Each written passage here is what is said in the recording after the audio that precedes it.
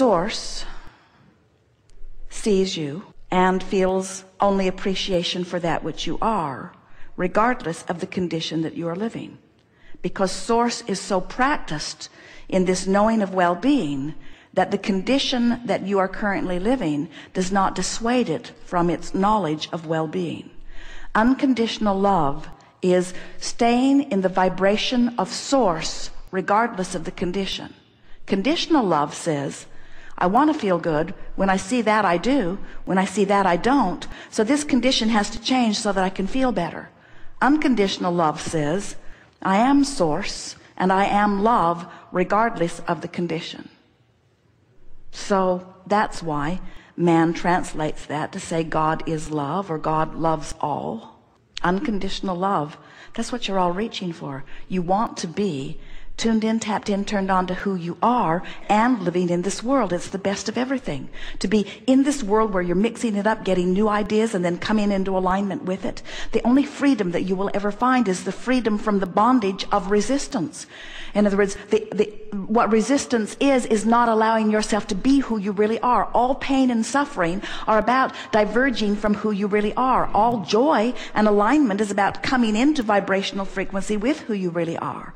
And that is the epitome, it is the most descriptive word for what love is. Love is the absence of resistance. Love is vibrational alignment with that which is source. Love is tuned in, tapped in, turned on. Love is vibrational alignment with source. Unconditional love is vibrational alignment with source, even when there is something that I don't want happening. You're a lot of trouble, you know. So can you offer us some words that would desocialize us so that we get to the point? What are some words we could practice when we're by ourselves that would shore up this notion of putting how we feel above what others... I love you so much, I don't care what you think. Saying that to the peanut gallery. To anyone. I love you so much, I don't care what you think. Now think about what that's saying. I so care about being in vibrational alignment with who I am. Because if I am in vibrational alignment with who I am, then I have love to give.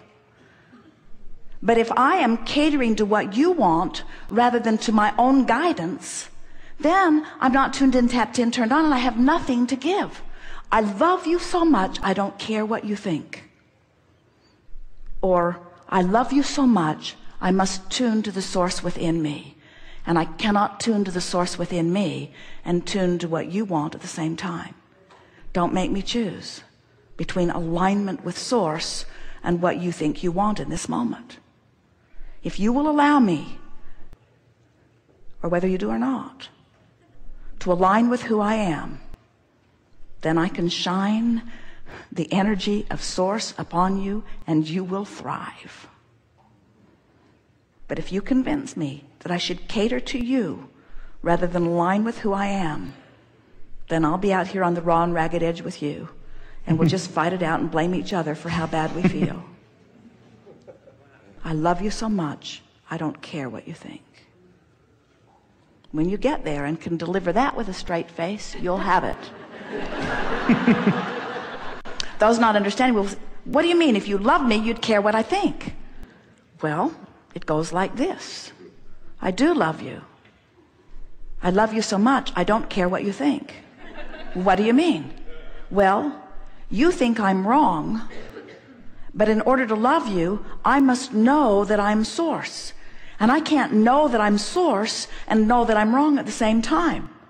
So in order to love you, I have to be in alignment with source, and when I'm in alignment with source, I don't care what you think. In other words, it's solid. It's just hard to get them to hear it, because you know how irrational people are when they're out on the raw and ragged edge. In other words, you can't get sick enough to help sick people get well, and yet And yet you think that you can get disconnected enough to get disconnected people to be connected, and you can't. You can only help people align with source from your vantage point of being aligned with source. And you can't be aligned with source and catering to what they think at the same time. You just can't do it. Maybe there are other words that would be better. I love you so much, I don't care what you think. We like that. That's our first choice. I see you as you really are, not as you are being in this moment.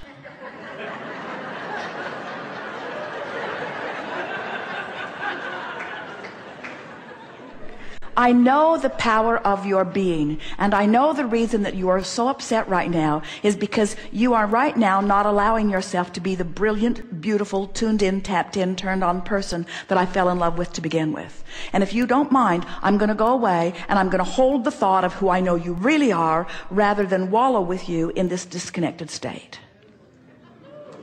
Getting better. How about this?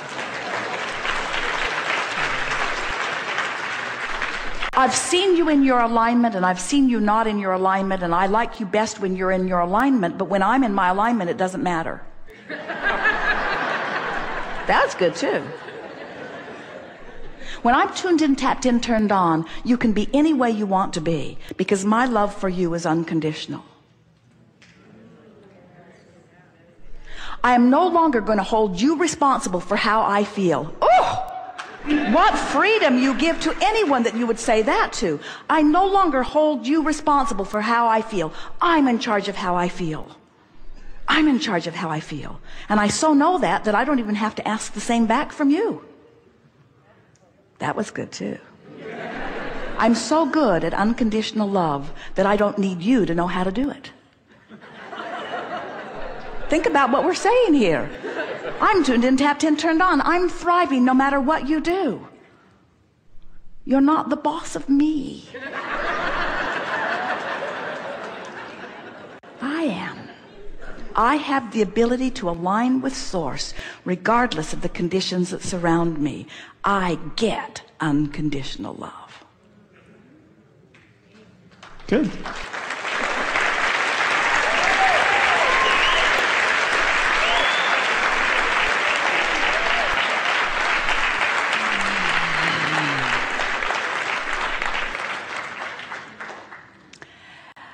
Well, friends, we think you've got it. We think that you now understand that you are source energy in physical bodies, yes? Do you get it that you've come here with purpose? Do you understand that that purpose is expansion? Joyous expansion? Do you understand that you never get it done and you cannot get it wrong? And the reason that you can't get it wrong is because it's never done. So even though it may sound or feel out of balance and maybe even wrong, that it really isn't wrong, because in the feeling of wrongness, you're giving birth to your opinion of what would be righter.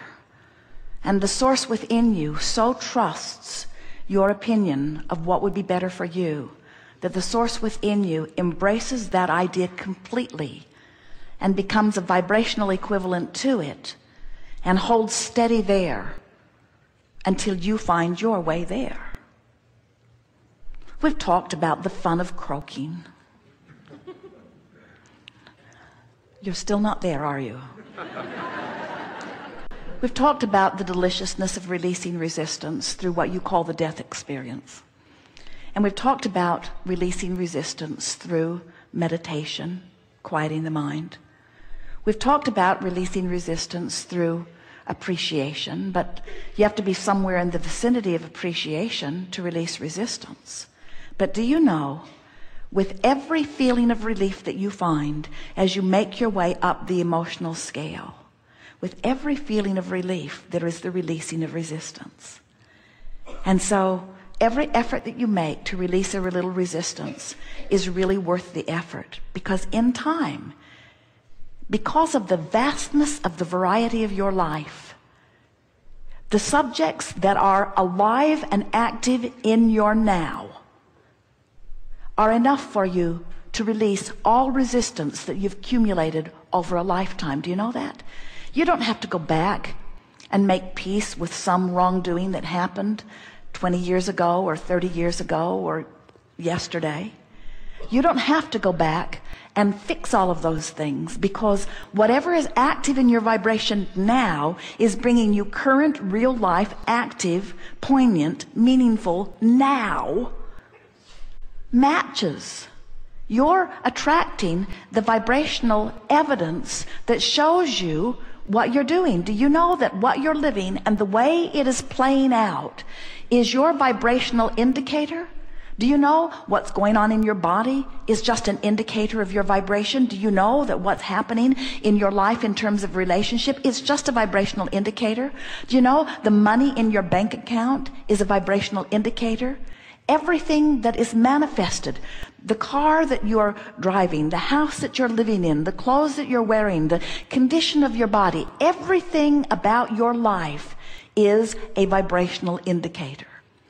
And those indications of vibration are being shown to you all day, every day, in the form of the emotion that you feel.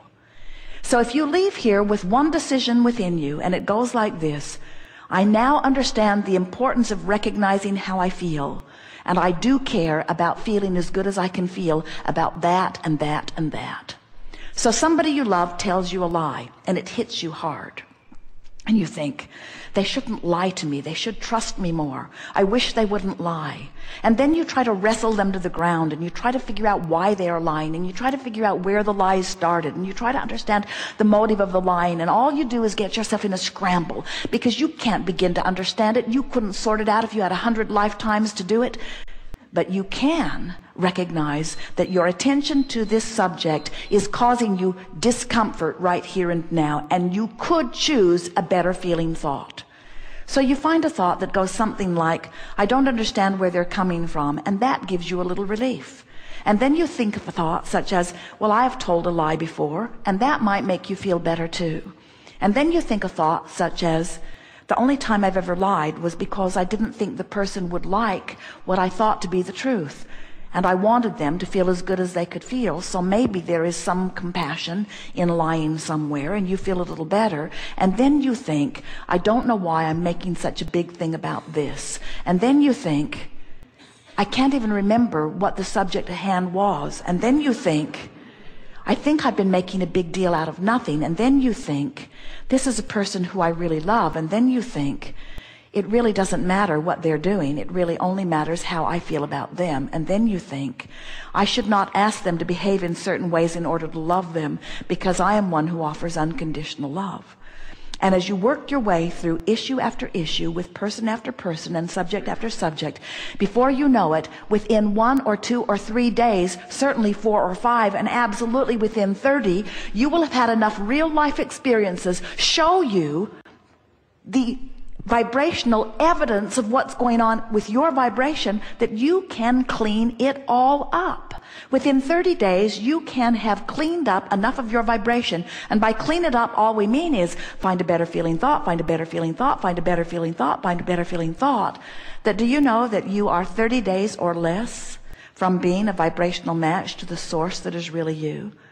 To the reason that you were born, to the coming forth into this physical experience, to the living the joyous life experience that you've come to live, to the being a vibrational match to what's in your vibrational escrow, to the getting inside everything that you've ever asked for. Do you know how close you are in terms of time to having everything that life so far has caused you to ask for? It's such a short distance. It just requires some caring about how you feel, and a willingness to move yourself deliberately up the emotional scale and back into vibrational alignment with who you really are. As you do that every day, you'll see the world a little more through the eyes of Source. And as you begin to view your magnificent world through the eyes of Source, you will then revel in your beingness and in that of others. And you will feel pride and worth beyond physical description. And you will begin to express to others, I've come forth with great reason into this physical body, and that reason is for joyous expansion, and I wish that for all. There is great love here for you, and as always, we remain joyously and permanently incomplete.